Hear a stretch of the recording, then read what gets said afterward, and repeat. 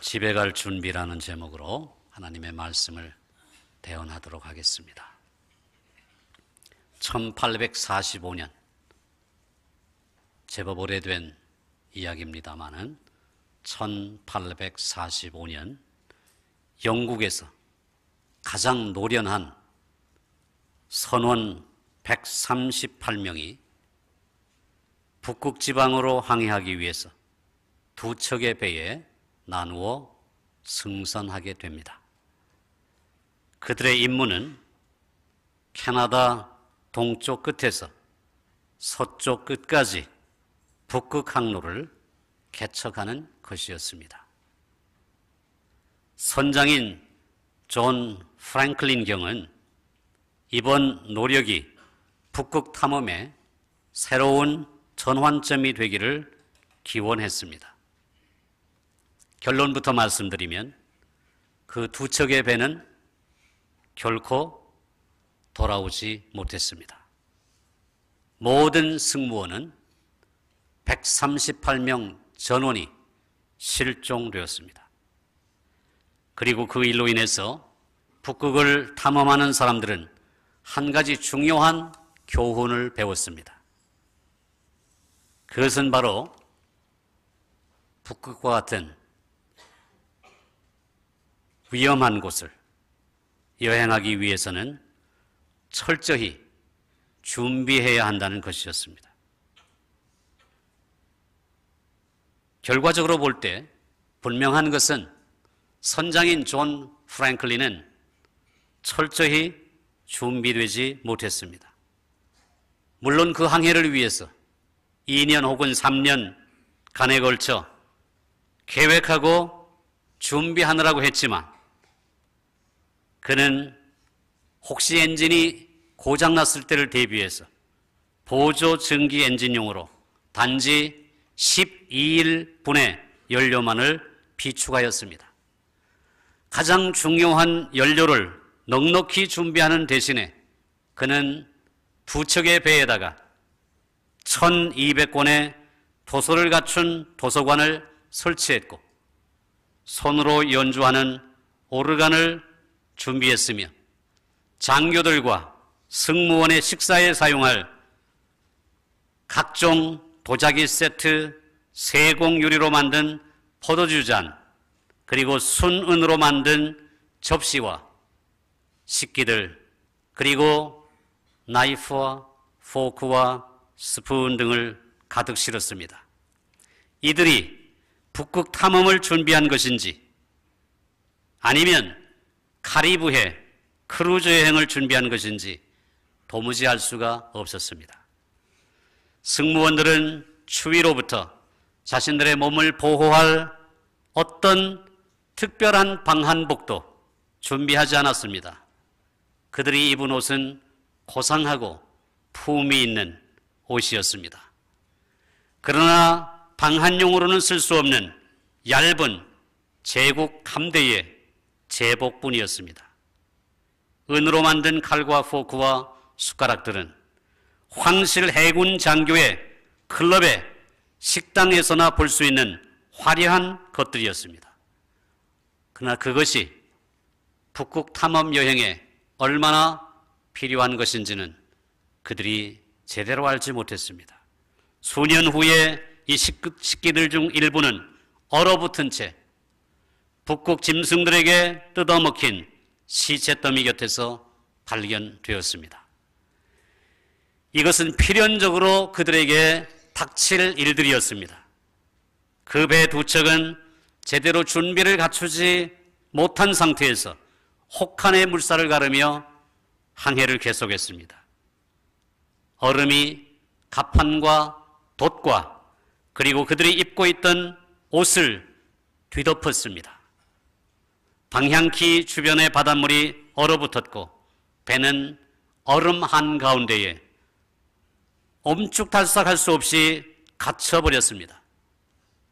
급기야 선원들은 얇은 선원복에 몇 가지 소지품만을 가지고 혹시나 도움을 청할 수 있을까 하여 작은 나무 보트를 타고 도움을 청하러 떠났습니다. 훗날 북극 지방에 사는 인디언들은 얼음을 가로질러 나무 보트를 타고 가는 몇몇 사람들을 목격했었노라고 전해 주었습니다. 그 후에 20년 동안 탐험대의 나머지 선원들은 얼어붙은 바다 도처에서 시체로 발견되었습니다. 또 다른 인디언들은 얼음 위에 그들이 설치한 텐트와 그 텐트 속에서 30명의 시신을 발견했습니다. 선장인 존 프랭클린은 작은 나무 보트 위에서 숨져 있었습니다. 얼마 후에 수색대는 그의 부인인 죄인 프랭클린이 남편의 성공적인 항해를 위해서 선물로 준 서양식 주사위 놀이판을 그 선장의 주변에서 발견했습니다. 그 배에서 수 킬로미터 떨어진 곳에서 동사한 장교의 유골도 발견이 되었습니다. 그 장교는 바지와 재킷을 입은 상태였습니다. 재킷은 고운 청색 천으로 만들어졌고 테두리에 실크 끈이 달려있고 소매는 안이 보이도록 갈라져서 5개의 예쁜 단추가 달려져 있었습니다. 죽은 사람은 선운복 위에 검은색 실크 목도리가 달린 파란 코트를 걸치고 있었습니다. 이 사람들이 어떻게 준비도 제대로 갖추지 않은 상태에서 그런 여행을 떠날 수 있었는지 도무지 알 수가 없었습니다. 그들은 혹한의 북극해를 항해한다기보다 지중해나 카리브해 크루즈 여행에 나선 사람들 같았습니다. 우리가 이런 이야기를 하면서 우리도 사실상 똑같은 행동을 하고 있다는 사실은 더 놀랍습니다. 우리는 그리스도인의 삶이 마치 여유로운 크루즈 여행인 것처럼 행동합니다. 우리에게는 연료가 거의 없지만 즐기고 놀 것은 많이 있습니다. 우리는 제대로 된 준비보다는 겉으로 멋지게 보이는 데만 더 관심을 쏟습니다. 우리는 여행에서 생존하는 문제보다 식탁 위에 놓일 식기들에 대해서 더 깊은 관심이 있습니다. 그래서 결빙기가 오면 우리는 은으로 만든 포크와 나이프를 들고 얇은 옷을 입은 채 눈보라를 맞고 얼음 위를 걸어다니며 마지막 시간을 보낼 수밖에 없는 것입니다. 또 그런 눈보라와 혹한의 추위 속으로 우리를 내몰았다고 종종 하나님을 원망하곤 합니다. 그러나 정직히 말해서 하나님은 그런 원망을 들으실 이유가 하나도 없습니다. 만약 우리가 준비되지 않은 채로 항해한다면 그것은 하나님 때문이 아닙니다. 왜냐하면 하나님은 우리에게 우리가 가야 할 그 항해에 대해서 이미 자세하게 안내해 놓으셨기 때문입니다. 하나님의 말씀인 성경은 바로 우리가 가야 할 항해길에 좋은 그리고 자세한 안내서입니다. 그리고 성령님은 우리의 길을 인도하시는 나침판이십니다. 하나님께서는 우리가 가야 할 길을 정해 주셨고 우리가 찾아야 할 지표를 표시해 두셨습니다. 하나님은 우리가 이 항해를 위해서 어떤 짐을 꾸려야 하는지 자세히 알려주셨습니다. 그것은 예컨대 사랑과 희락과 화평과 오래 참음과 자비와 양선과 충성과 온유와 절제와 같은 것들입니다. 그리고 너무나 놀랍게도 그분은 우리 앞에 먼저 가시고 우리와 동행하십니다. 그분은 우리가 가는 항해길의 개척자이신 동시에 우리가 가는 항해길의 신실한 동반자이십니다. 우리의 여정이 힘들어지고 지치고 피곤할 때 우리가 할 일은 그분의 음성을 듣고 그분의 인도를 받는 것 뿐입니다.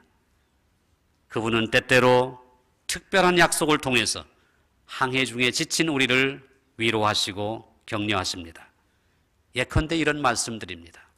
볼지어다 내가 세상 끝날까지 너희와 항상 함께 있으리라. 너희가 세상에서는 환난을 당하나 담대하라. 내가 세상을 이기었노라. 선을 행하다가 낙심하지 말아라. 때가 이르면 거둘 것이다. 사람이 감당할 시험 밖에는 너희가 당한 것이 없나니 오직 하나님은 미쁘사 너희가 감당하지 못할 시험당함을 허락하지 아니하시고 시험당할 즈음에 또한 피할 길을 내사 너희로 능히 감당하게 하시느니라. 이런 약속들입니다. 이런 약속 중에서 가장 백미가 바로 오늘 본문에 나오는 이 말씀입니다. 내 아버지 집에 거할 곳이 많도다. 그렇지 않으면 내가 너희에게 일렀으리라. 내가 너희를 위하여 거처를 예비하러 가노니 가서 너희를 위하여 거처를 예비하면 내가 다시 와서 너희를 내게로 영접하여 나 있는 곳에 너희도 있게 하리라. 아멘. 이것은 우리의 영원한 본향에 대한 약속입니다. 내 아버지 집, 그것은 우리가 잠깐 머무는 곳이 아니라 영원히 거할 수 있는 곳입니다. 우리의 항해는 결코 실패로 끝나지 않는다는 것입니다. 목적지가 정해져 있습니다. 바로 우리의 본향, 영원한 아버지의 집, 내가 거할 처소, 그것이 준비되어 있다는 것입니다. 이 세상에서는 우리는 너무 자주 이사도 다녀야 합니다. 주민등록 초본을 떼보면 우리가 얼마나 많이 이사를 다녔는지 여실하게 드러납니다. 한 장으로 부족해서 2장, 석 장 이렇게 주민등록 초본이 두꺼워질 수 있습니다. 저의 경우도 그러합니다. 때로는 집세를 못 내서 쫓겨나기도 하고요. 때로는 철거반원이 와서 무허가 건물이라고 두들겨 부수기도 했습니다. 이처럼 집 없는 소름이 커서 청춘 남녀가 결혼하게 되면 내 집 장만이라고 하는 것이 필생의 목적이 됩니다. 그런데 예수님께서 승천하시면서 우리에게 약속해 주신 것이 무엇입니까? 우리가 이사 다니지 않아도 되고 집세를 못 내어 쫓겨나지 않아도 되고 무허가 건물이라고 철거당하지 않아도 되는 우리가 거할 수 있는 영원한 처소를 예비하러 가신다고 합니다. 그리고 그 거처를 예비하면 다시 와서 우리를 주님이 계신 곳으로 영접하여 그곳에서 주님과 영원히 거하게 하신다는 약속입니다. 이 얼마나 놀라운 약속입니까? 얼마나 복된 약속입니까? 예수님께서는 오늘 본문에서 내 아버지 집에는 거할 곳이 많다고 말씀하십니다. 그리고 그 말씀하신 후에 왜 갑자기 그렇지 않으면 너희에게 일렀으리라 이렇게 말씀하셨을까요? 아마도 제자들의 마음속에 일말의 의심이 남아있는 것을 아셨던 것은 아닐까요? 이것을 이해하려면 오늘 본문 앞에 나오는 13장 끝부분을 보셔야 합니다. 예수님께서 제자들에게 십자가를 앞두고 작별을 고했습니다. 떠나시겠다는 겁니다. 예수님이 가야 할 길을 가겠다는 겁니다. 베드로가 물었습니다. 주여 어디로 가시나이까? 여기서 나온 말이 쿠오 바디스 도미네라는 말입니다. 도미네라는 말은 주님이시여 이렇게 부르는 말이고 쿠오 바디스라는 말이 어디로 가십니까? 이런 뜻입니다. 주님 어디로 가십니까? 그래서 예수님께서 이렇게 대답하시죠. 내가 가는 곳에 네가 지금은 따라올 수 없으나 후에는 따라오리라. 주님은 죽으심을 말씀하신 것입니다. 나는 지금 죽으러 간다. 네가 지금은 따라올 수 없다. 하지만 후에 너도 죽을 것이다. 이렇게 말씀하신 것입니다. 베드로가 이해가 안 되어 이렇게 묻습니다. 주여, 내가 지금은 어찌하여 따라갈 수 없나이까? 주를 위해서라면 내 목숨이라도 버리겠나이다. 그러자 예수님께서 다시 대답하십니다. 네가 나를 위하여 네 목숨을 버리겠느냐? 천만의 말씀이다. 내가 진실로 진실로 네게 이르노니 닭 울기 전에 네가 3번 나를 부인하리라. 이 말씀을 마치셨을 때에 모든 제자들의 마음에 근심이 가득했습니다. 도대체 무슨 말씀을 하시는가? 베드로와 주고받은 예수님의 말씀이 무엇인가? 예수님은 도대체 어디로 가신다고 말씀하시는 것일까?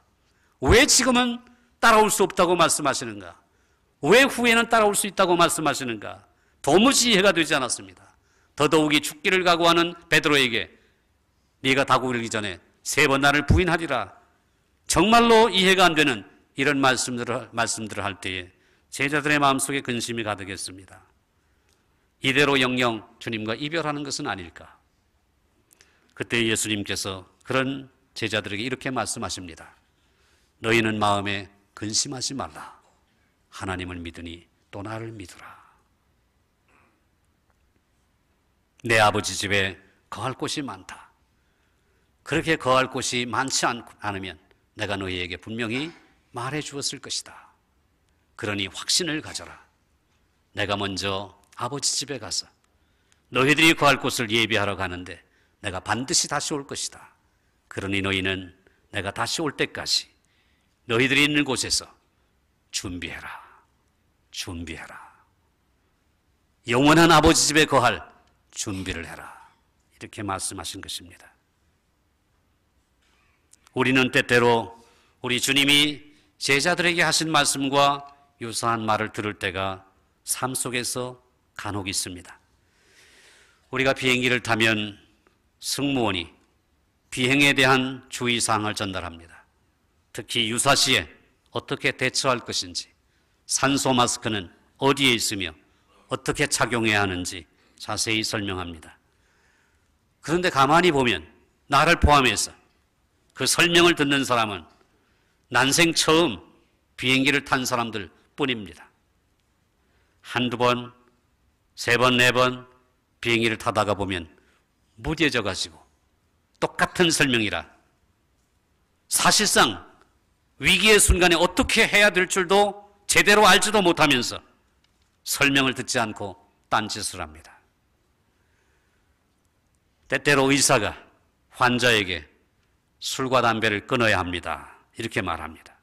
그러면 환자는 의사 앞에서 그러겠다고 다짐하면서도 막상 퇴원하면 언제 그랬느냐는 듯이 다시 술과 담배를 하게 됩니다. 특히 담배는 폐암과 밀접한 관련이 있고 그 폐해가 치명적임에도 불구하고 막상 폐암에 걸릴 때까지는 그 위험성을 무시할 때가 많습니다. 설마 내가 걸리겠어? 라고 하다가 설마가 사람 잡는 것을 경험하게 됩니다.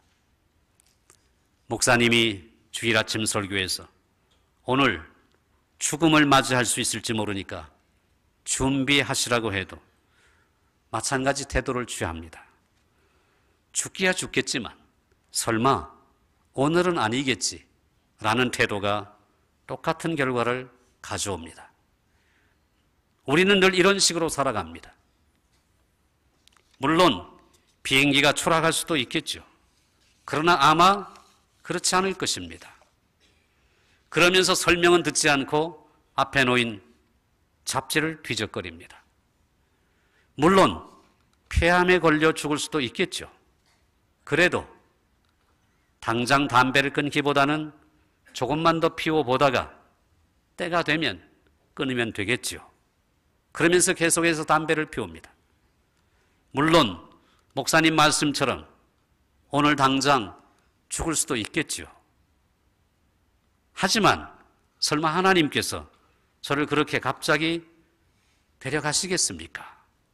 이러면서 어제와 다름없는 오늘을 살아갑니다. 이것이 우리 인생입니다. 그런 우리에게 주님은 영원한 거처를 마련하러 갈 테니까 다시 올 때까지 잘 준비하고 있으라고 말씀하신 것입니다. 미국의 남북전쟁 당시에 북군의 장군이었던 윌리엄 넬슨이라는 분이 계십니다. 전쟁 중에 어느 날 한가로운 시간을 맞이했습니다. 한 집안에서 부하들과 쉬고 있을 때에 사사로운 문제를 가지고 이 장군과 부하 사이에 언쟁이 벌어졌습니다. 급기야 참지 못한 부하가 장군의 가슴을 향해서 방아쇠를 당겼습니다. 총알이 가슴에 관통됐습니다. 그 장군은 수많은 전투에서 살아남은 전쟁의 영웅이었습니다. 그러나 병사들과 긴장을 풀고 있는 중에 부하의 총에 맞은 것입니다. 그는 죽을 준비가 전혀 되어 있지 않았습니다. 그는 죽어가며 곁에 있는 부하들에게 이렇게 말했습니다. 목사님을 불러주게. 세례를 받고 싶네. 넬슨 장군은 그의 인생을 결코 헛되이 보낸 사람은 아닙니다. 군인으로서 최선을 다했습니다. 나라를 위해서 희생했고 국가를 위해서 충성을 다했습니다. 많은 명예도 얻었습니다. 앞으로 해야 할 긴급한 일이 너무나도 많았습니다. 그러나 몇 초 사이에 그의 관심은 이 땅에서 저곳으로, 이 세상에서 저 세상으로 옮겨갔습니다. 목사님을 불러주게.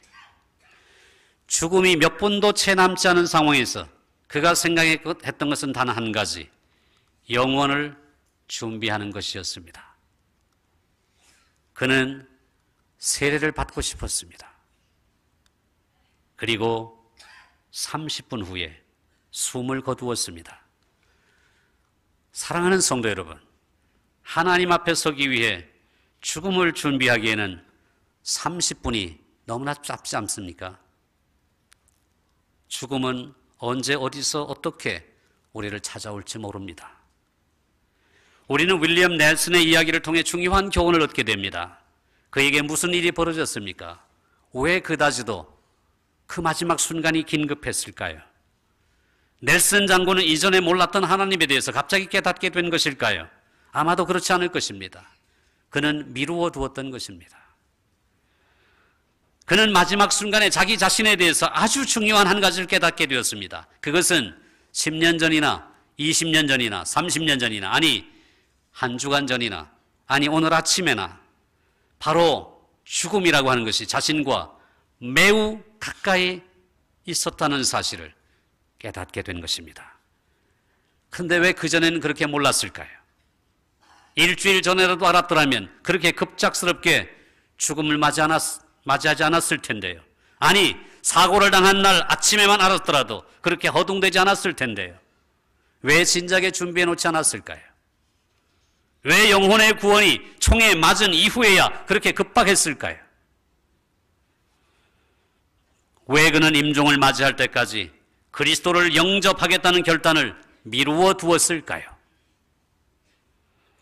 대답은 한 가지입니다. 그것은 자신에게 아직 시간이 많이 남아있다고 생각했기 때문입니다. 우리도 그렇지 않습니까? 하나님께서 부르시면 지금 당장이라도, 오늘 밤에 잠자다가도 가야 하는데 우리는 사실상 갈 준비를 안 하고 있습니다. 그래서 하나님의 종 모세는 시편 90편에서 우리가 잘 아는 이런 기도를 드립니다. 하나님, 우리에게 우리 남은 날 계수함을 가르치사 지혜의 마음을 얻게 하소서. 우리의 남은 날 셀 수 있는 이것을 가르쳐 달라는 것입니다. 그래서 지혜롭게 남은 날 살 수 있도록 인도해 달라는 것입니다. 우리는 죽음이 매우 가까이에 있습니다. 그러나 아직 그것을 맞이할 준비가 되어 있지 않습니다. 죽음이 왜 두려운지 아십니까? 맞이할 준비가 되어 있지 않기 때문입니다. 얼음에 갇혀 엄축달성 못하게 되었을 때 존 프랭클린의 138명의 대원들은 틀림없이 모두가 한 사람도 예외 없이 크나큰 죽음의 공포를 경험했을 것입니다. 그들은 개인적인 종말을 예상하지 못했기 때문에 멋진 제복으로 치장했고 순은으로 만든 식기들을 준비했고 재미있는 추사위 놀이 도구를 준비했습니다. 그리고 별 쓸데도 없는 많은 소설책들을 배 위에 갖추어 놓았습니다. 그런 것들은 이 땅에서 잠깐 즐길 수 있는 것들에 불과했습니다. 그들은 이 모든 것을 집으로 안전하게 돌아가기 위해 정작 필요했던 것들과 맞바꾼 것입니다. 여러분은 지금 여러분의 인생 항해길에 어떤 보급품을 싣고 가고 계십니까? 내 몫의 은잔, 은으로 만든 포크와 나이프, 그리고 스푼, 그리고 즐길 오락거리 챙겨 놓으셨습니까? 어리석은 일입니다. 그것들은 지금 이곳에서는 혹시 중요할지 모르지만 주님께서 예비해 두신 아버지 집에 이를 때에는 아무런 소용이 없습니다. 중요한 것은 우리가 아버지를 아버지라 부를 수 있고 아버지가 우리를 아들과 딸로 불러주는 것입니다. 중요한 것은 우리가 무엇을 가지고 있는가에 달려있는 것이 아니라 우리가 누구를 어떻게 알고 있는가에 달려있는 것입니다. 준비하시기 바랍니다. 식당에서 맛있는 것 먹을 식당 갈 준비 말고요. 영원한 본향, 우리의 집 말이에요. 주님께서 우리를 위하여 예비하신 그 집, 거기에 들어갈 준비를 하시기 바랍니다. 하나님께서는 우리가 혹한 가운데 아무런 준비 없이 내버려지기를 원하지 않으십니다. 사도 바울과 사도 베드로의 이야기를 들어보고자 합니다. 먼저 사도 바울은 데살로니가 전서 5장 4절에서 이렇게 말씀합니다. 형제들아, 너희는 어둠에 있지 아니하매 그날이 도둑같이 너희에게 임하지 못할 것이다. 데살로니가 교회 성도들에게 형제들아, 너희는 어둠에 있지 아니하매 그날이 도둑같이 너희에게 임하지 못할 것이다. 얼마나 복된 말씀입니까? 어둠에 있지 말라는 것입니다. 빛 가운데 있으라는 것입니다. 한편 사도 베드로후서 3장 10절에서 이렇게 말씀합니다. 주의 날이 도둑같이 오리니 그날에는 하늘이 큰 소리로 떠나가고 물질이 뜨거운 불에 풀어지고 땅과 그 중에 있는 모든 일이 드러나리로다. 사도 바울은 그날이 도적같이 임하지 못한다고 말씀합니다. 사도 베드로는 그날이 도둑같이 임한다고 말씀합니다. 차이가 무엇입니까? 결론은 이것입니다. 주의 날이 준비된 사람들에게는 도둑같이 임하지 못하나 준비되지 않은 사람들에게는 도둑같이 오니 주의 날을 맞이할 준비를 하라는 것입니다. 우리 정량의 가족들 모두는 주님 다시 오시는 그날 예비하여 주님께서 예비하신 영원한 우리의 집, 아버지의 집, 본향에 들어갈 준비를 갖추시는 슬기로운 5 처녀와 같은 그런 신실한 하나님의 자녀들이 되시기를 주님의 이름으로 축원합니다. 준비하십시오. 그날이 가깝습니다.